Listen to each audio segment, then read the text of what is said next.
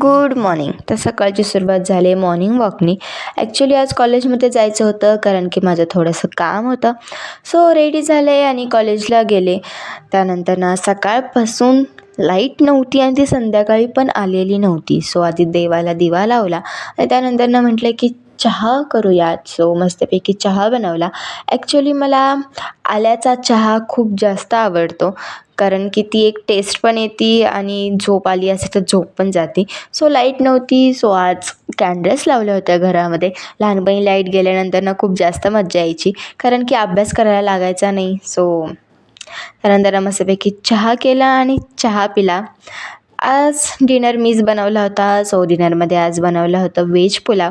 So आधी सगळं preparation करून घेतली आणि त्यानंतर मस्तपैकी भात बनवला.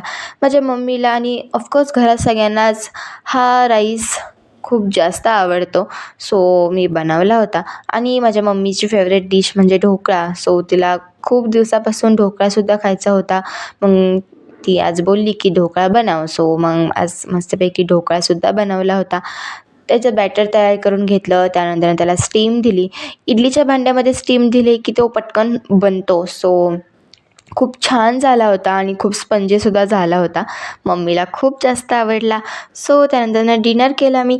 असा होता आजचा दिवस. भेटूयात उद्याच्या ब्लॉगमध्ये. शुभरात्री.